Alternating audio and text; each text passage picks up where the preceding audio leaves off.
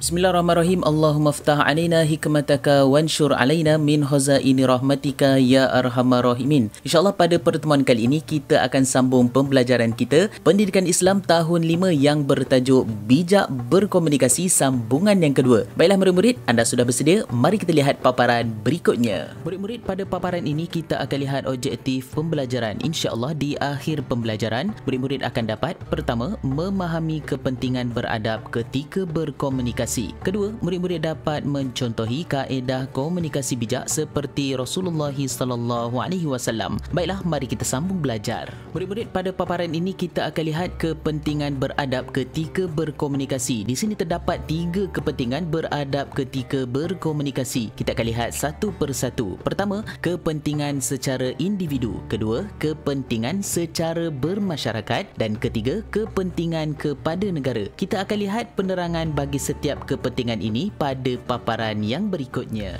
Baiklah, sekarang kita akan lihat kepentingan beradab secara individu. Mari kita lihat bersama-sama. Pertama, mendapat pahala daripada Allah Subhanahu Wa Taala. Kedua, disenangi orang sekeliling. Dan ketiga, kita akan mengeratkan silaturahim antara satu sama lain. Inilah dia kepentingan secara individu. Kepentingan beradab berikutnya ialah kepentingan secara bermasyarakat. Apa kepentingan sekiranya kita mengamalkan adab berkomunikasi di dalam masyarakat? Mari kita lihat bersama-sama. Pertama, memupuk sikap hormat menghormati. Kedua, mengelakkan perpecahan dan permusuhan antara satu sama lain. Inilah dia kepentingan beradab ataupun berkomunikasi secara beradab di dalam komuniti maupun masyarakat. Kepentingan berikutnya ialah kepada negara. Mari kita lihat bersama-sama. Pertama, dapat memelihara kedamaian negara ataupun kerukunan di dalam negara. Kedua, dapat menjamin keselesaan hidup di dalam sesebuah negara. Inilah dia kepentingan sekiranya kita mengamalkan adab berkomunikasi di mana ianya akan memberi sesuatu yang baik kepada negara kita yang tercinta. Baiklah, berikutnya kita akan lihat komunikasi bijak seperti Nabi Muhammad sallallahu alaihi wasallam. Di sini persoalannya, bagaimana kita nak cuba ikut cara percakapan Nabi Muhammad sallallahu alaihi wasallam yang sangat bijak. Mari kita lihat bersama-sama. Pertama,